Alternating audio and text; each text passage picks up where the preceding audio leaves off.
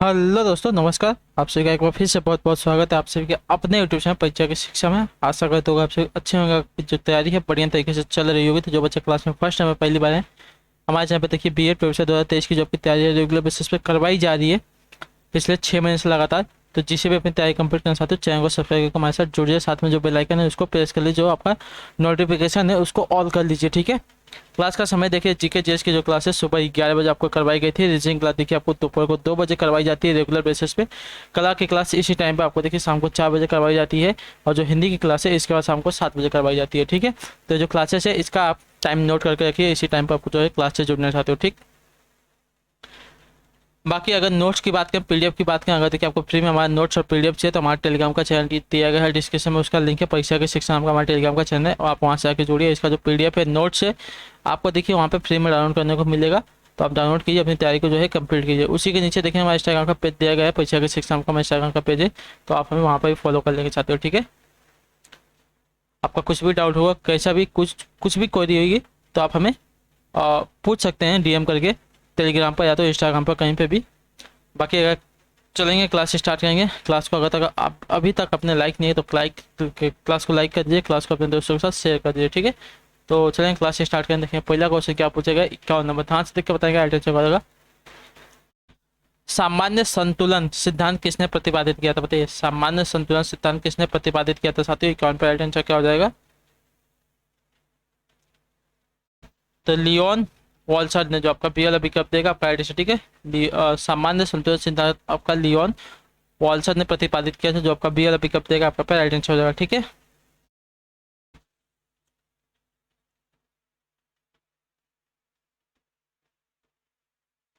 अगला प्रश्न देखेंगे 52 नंबर। हाँ से देख के बताएगा, एडिशन हो जाएगा।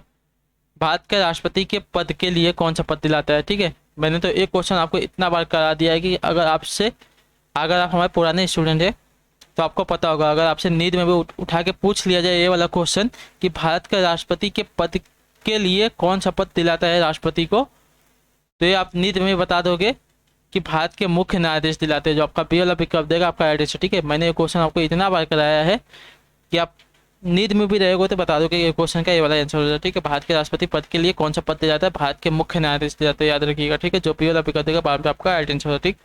अगला प्रश्न है देखिए 53 नंबर। ध्यान से देख के बताएंगे आंसर का। निम्नलिखित में से किसने संप्रभुता के अद्वैत सिद्धांत दिए थे, बताइए। निम्नलिखित में से किसने संप्रभुता के अद्वैत सिद्धांत के अद्वैत सिद्धांत दिए थे साथियों, इसका आंसर क्या हो जाएगा। तो देखिए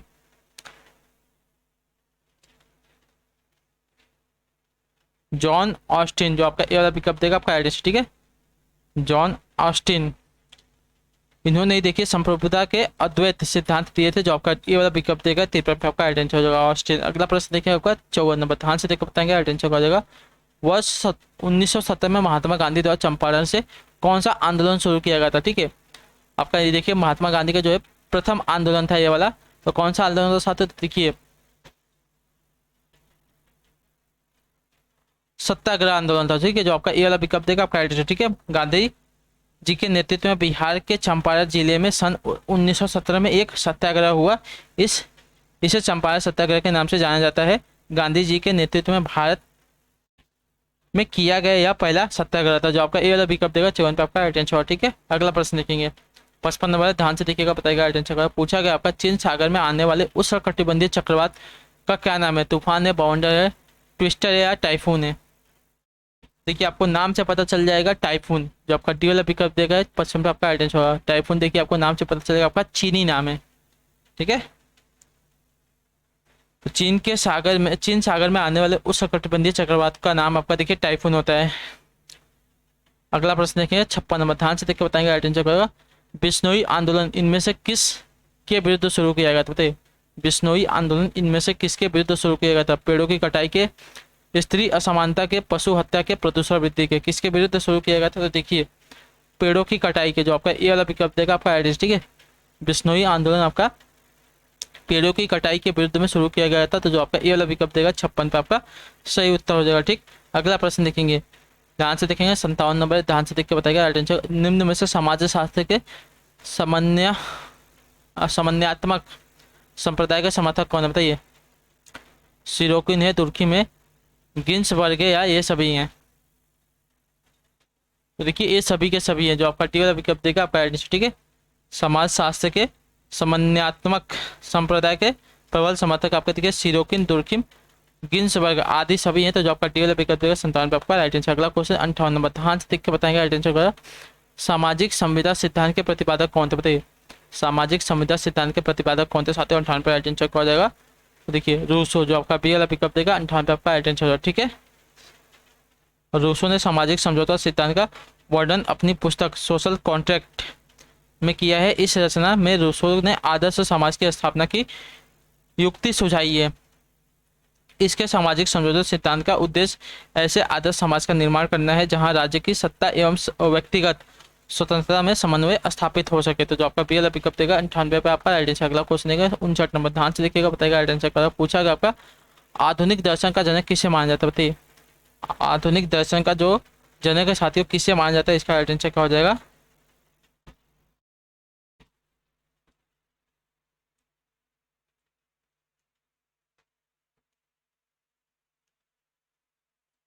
तो देखिए रेने डेकार्ट को, जो आपका ए वाला पिकअप देगा आपका राइट, ठीक है। रेने डेकार्ट जो कि दार्शनिक होने के साथ साथ एक सुप्रसिद्ध गणितज्ञ थे, वे आपके दर्शन को विज्ञान में परिवर्तित करना चाहते थे। आधुनिक पाश्चात्य दर्शन का जनक के रूप में इन्हें जाना जाता है, ठीक है। तो आधुनिक दर्शन के जनक के रूप में देखिए रेने डेकार्ट को जाना जाता है, जो आपका ए वाला पिकअप देगा 59 पे आपका। अगला क्वेश्चन है 60 नंबर, ध्यान से देख बताएंगे आपका राइट आंसर होगा। पूछा आपका रेने डेकार्ट किस देश के दार्शनिक थे बताइए। रेने डेकार्ट किस देश के दार्शनिक थे साथियों बताइए। इंग्लैंड के, जर्मनी के, ग्रीक के, फ्रांस के। देखिए आपके फ्रांस के, ठीक है। जो आपका यहाँ पे टी वाला पिकअप देगा आपका एड्रेस है, ठीक है। रेने डेकार्ट का जन्म जो आपका देखिए हेग में हुआ था, पेरिस में। या 3 वर्ष तक शांतिपूर्वक दर्शन शास्त्र की साधना करते रहे। या फ्रांस के दार्शनिक थे, तो जो आपका टी वाला पिकअप देगा है 60 पे आपका एड्रेस। अगला क्वेश्चन देखें 61 नंबर, मैं सोचता हूँ इसलिए मैं हूँ, यह कथन यह किसका प्रथम आर्य सत्य माना जाता है बताइए। मैं सोचता हूँ इसलिए मैं हूँ, यह किसका प्रथम आर्य सत्य माना जाता है साथियों, इसका राइट आंसर क्या हो जाएगा। तो देखिए मैं सोचता हूँ मैं हूँ, यह कथन रेने डेकार्ट का है, ठीक है। उनका ये, तो जो आपका सी वाला पिकअप देगा आपका राइट आंसर, ठीक है। मैं सोचता हूँ इसलिए मैं हूँ, यह आपका देखिए रेने डेकार्ट का प्रथम आर्य सत्य माना जाता है, तो जो आपका सी वाला पिकअप देगा है 61 पे आपका राइट आंसर, ठीक क्लियर है। अगला क्वेश्चन 62 नंबर, ध्यान से देखो बताएंगे राइट आंसर क्या हो जाएगा। मनोवैज्ञानिकों द्वारा व्यक्ति के रोगात्मक लक्षणों को पता लगाने के लिए किस विधि का प्रयोग किया जाता है बताइए। तो नैदानिक, जो आपका यहाँ पे सी वाला पिकअप देगा आपका राइट, ठीक है। नैदानिक विधि को केस विधि या केस स्टडी मेथड भी कहा जाता है, ठीक है। इस विधि का उपयोग नैदानिक मनोवैज्ञानिक द्वारा व्यक्तियों के रोगात्मक लक्षणों की पहचान करने तथा उसके कारणों को पता लगाने की में किया जाता है, ठीक है। इसलिए इसे नैदानिक विधि भी कहा जाता है। जो आपके यहाँ पे सी वाला पिकअप देगा 62 पे आपका राइट आंसर होगा, ठीक है। अगला क्वेश्चन देखेंगे 62 नंबर, ध्यान से 63 नंबर, ध्यान से देखो उत्तर देंगे उत्तर। क्रेस्मर द्वारा दिए गए व्यक्तित्व के वर्गीकरण में छोटे, मोटे, चौड़े तथा गोल व्यक्ति किस श्रेणी में आते हैं बताइए। क्रेस्मर द्वारा दिए गए व्यक्तित्व के वर्गीकरण में छोटे, मोटे, चौड़े तथा गोल व्यक्ति किस श्रेणी में आते हैं साथियों, इसका राइट आंसर क्या हो जाएगा। तो देखिए आपके पिकबिन्स की श्रेणी में आते हैं, तो जो आपका सी वाला पिकअप देगा आपका राइट आंसर, ठीक है। क्लियर है वाला। अगला क्वेश्चन 64 नंबर, ध्यान से देखिएगा बताइएगा क्या हो जाएगा, बताइए 64 पे सही उत्तर का। निम्नलिखित में से संवेदन की परिभाषा क्या बताइए। निम्नलिखित में से संवेदन की परिभाषा क्या है 64 पे सही उत्तर क्या हो जाएगा। देखिए संवेदन किसी के प्रति विशेष सहानुभूति को कहा जाता है। संवेदना का मतलब होता है कि कोई भी व्यक्ति जब प्रत्येक वस्तु का अनुभव कर सकता है, तो जो आपका टी वाला पिकअप देगा आपका प्रत्येक वस्तु का अनुभव, जो आपका देखिए संवेदना की परिभाषा है, तो जो आपका टी वाला पिकअप देगा 64 पे आपका राइट आंसर हो जाएगा, ठीक है क्लियर है।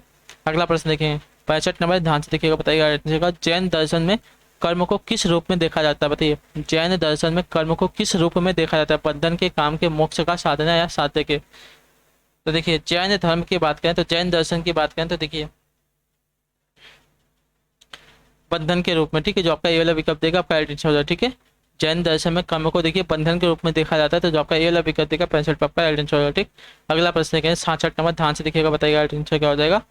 प्रयोगात्मक मनोवैज्ञानिक सर्वप्रथम कहाँ आरंभ हुआ था बताइए। प्रयोगात्मक मनोविज्ञान ठीक है, प्रयोगात्मक मनोविज्ञान सर्वप्रथम कहाँ आरंभ हुआ था साथियों। जर्मनी में, संयुक्त राज्य अमेरिका में, फ्रांस में, इंग्लैंड में। देखिए जर्मनी में। जो आपका ए वाला विकल्प देगा 66 पे आपका राइट आंसर ठीक है। प्रयोगात्मक मनोविज्ञान मुख्य रूप से जो है आपका जर्मनी में स्टार्ट हुआ था। जो आपका ए वाला विकल्प देगा 66 पे आपका राइट आंसर ठीक है। अगला क्वेश्चन देखिए क्या पूछा गया है। 67 नंबर, ध्यान से देखिएगा, बताइएगा राइट आंसर। बुद्ध ने अपना पहला उपदेश कहाँ दिया था बताइए। बुद्ध ने अपना पहला उपदेश कहाँ दिया था साथियों। 67 पर सही उत्तर क्या हो जाएगा।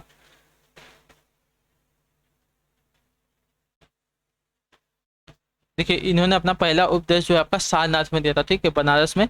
जो आपका बी वाला विकल्प दिया गया है आपका यहाँ पर राइट आंसर हो जाएगा ठीक है साथियों। बुद्ध ने अपना जो पहला उपदेश है सारनाथ बन दिया था। जो आपका बी वाला विकल्प देगा आपका यहाँ पर राइट आंसर हो जाएगा। और महात्मा बुद्ध का जो जन्म है आपका देखिए लुम्बिनी नेपाल में हुआ था, ये बात याद रखिएगा ठीक है। अगला क्वेश्चन देखेंगे 68 नंबर, ध्यान से देखिएगा, बताइएगा राइट आंसर। कुंभ मेला और अर्ध कुंभ क्रमशः प्रत्येक कितने और कितने वर्षों में लगते हैं बताइए। कुंभ मेला और अर्ध कुंभ क्रमशः प्रत्येक कितने वर्षों में लगते हैं साथियों। देखिए 12 और 6। जो कुंभ मेला आपका देखिए हर 12 वर्ष के बाद लगता है, और जो अर्ध कुंभ है हर 6 वर्ष में लगता है ठीक है। तो जो आपका ए वाला पिकअप देगा 68 पर आपका राइट आंसर हो जाएगा ठीक है, क्लियर है। अगला क्वेश्चन देखेंगे 69 नंबर, ध्यान से देखकर बताएंगे राइट आंसर का। असहयोग आंदोलन कब वापस ले लिया गया था बताइए। असहयोग आंदोलन की बात हो साथियों, कब वापस ले लिया गया था साथियों। 69 पर सही उत्तर क्या हो जाएगा। तो देखिए असहयोग आंदोलन आपकी, असहयोग आंदोलन की जो शुरुआत है साथियों 1 अगस्त 1920 को हुई थी। दुर्भाग्य से इसी दिन बाल गंगाधर तिलक का निधन हो गया तथा 5 फरवरी 1922 को चौरा चौरी नामक स्थान पर हिंसा होने के कारण महात्मा गांधी ने इसे स्थगित कर दिया था। तो जो आपका यहाँ पे बी ए वाला पिकअप देगा आपका एड्रेस ठीक है। कब स्थगित हुआ था ये, मतलब कब वापस ले लिया गया था। तो देखिए 5 फरवरी 1922 को वापस ले लिया गया था। और शुरू कब हुआ था देखिए 1 अगस्त 1920 को शुरू हुआ था, और इसी दिन को जो है बीजी तिलक का निधन हो गया था ठीक है। अगला क्वेश्चन देखेंगे 70 नंबर, ध्यान से देखकर बताएंगे राइट आंसर क्या हो जाएगा। किस स्वतंत्रता सेनानी को लोकमान्य की मानद उपाधि दी गई है बताइए। किस स्वतंत्रता सेनानी को लोकमान्य की मानद उपाधि दी गई है साथियों। तो देखिए लोकमान्य तिलक को ठीक है। तो जो आपका यहाँ पे सी वाला दिएगा आपका राइट आंसर। बाल गंगाधर तिलक को जो देखिए लोकमान्य की उपाधि दी गई है। लाला लाजपत की बात करें तो लाला लाजपत को देखिए पंजाब केसरी की उपाधि दी गई है ठीक है। दादा भाई नौरोजी की बात करें तो देखिए इनको मैंने आपको बताया है grand old man of India ठीक है।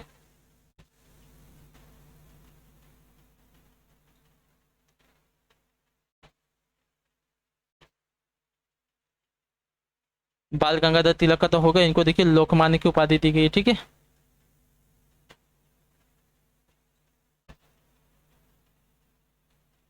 और आपका राजेंद्र प्रसाद है, इनको देखिए देश रत्न की ठीक है।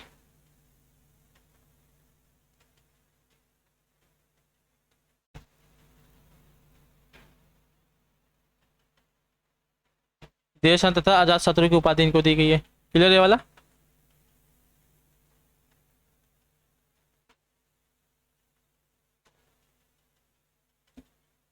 अगला प्रश्न देखिए क्या पूछेगा 71 नंबर, ध्यान से देखिएगा, बताएगा राइट आंसर का। महात्मा गांधी ने किस आंदोलन के लिए करो या मरो का नारा दिया था बताइए। महात्मा गांधी ने किस आंदोलन के लिए करो या मरो का जो है साथियों नारा दिया था।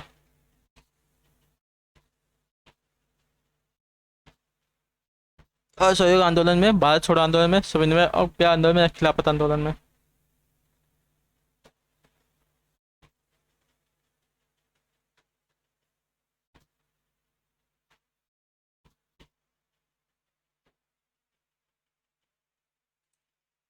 तो देखिए भारत छोड़ो आंदोलन ठीक है।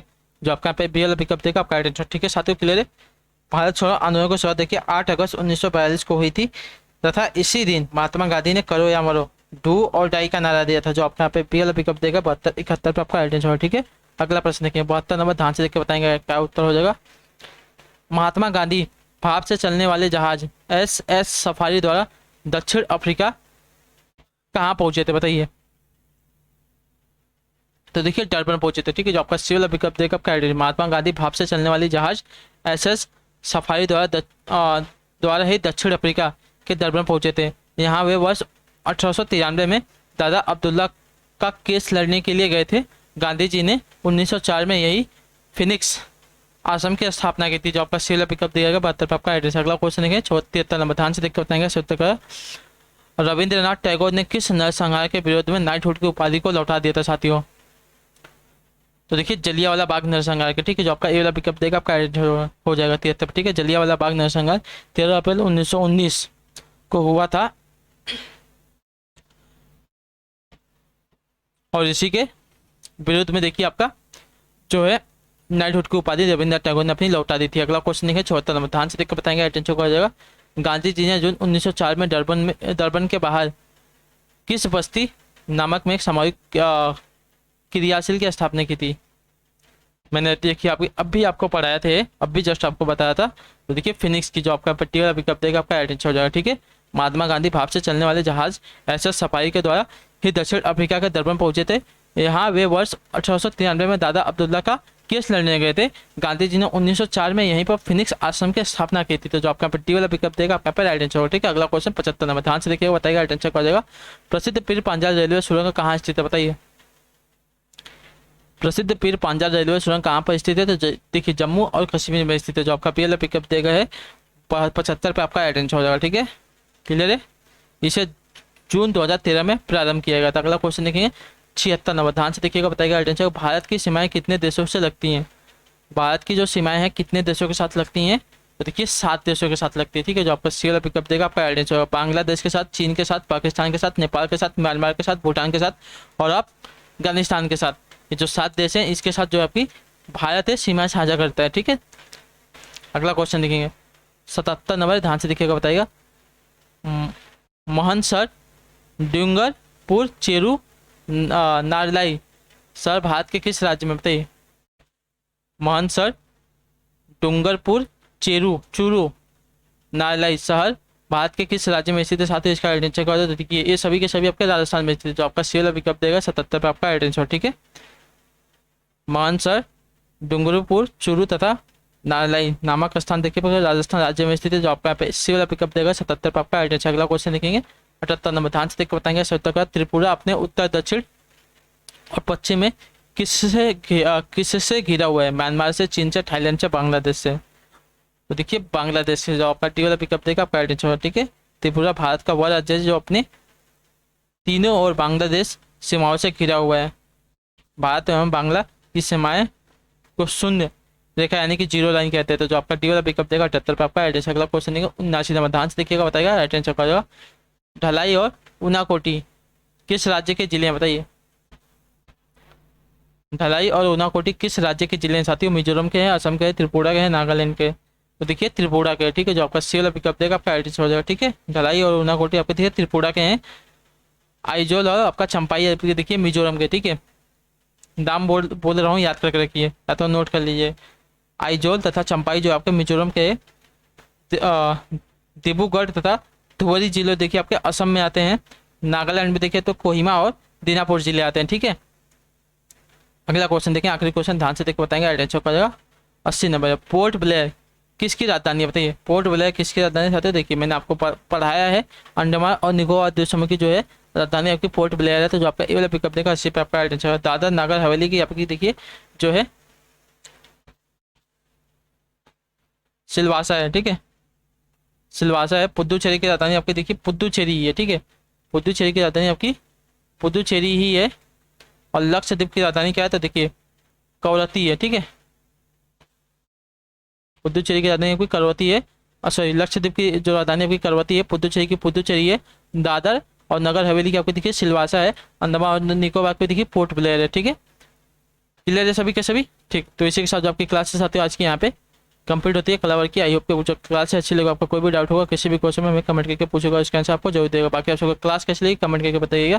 क्लास अच्छी लगी होगी तो क्लास को लाइक कर दीजिएगा, एक छोटा सा लाइक करना है आपको, कुछ नहीं करना है। और क्लास को अपने दोस्तों के साथ शेयर करिएगा। और चैनल पर पहली बार आए हैं तो चैनल को सब्सक्राइब कर दीजिएगा। बाकी आपका कुछ भी डाउट होगा किसी भी क्वेश्चन में हमें कमेंट करके जरूर पूछेगा, उसका आंसर आपको जरूर दीजिएगा। बाकी हम आपसे मिलते हैं आपकी अगली वाली क्लास में शाम को 7 बजे हिंदी वाली क्लास में, वहाँ पर आ जाएगा। तब तक के लिए टाटा बाय बाय, जय हिंद। ये बात आपसे क्लास से जुड़ने के लिए बहुत बहुत ही धन्यवाद साथियों।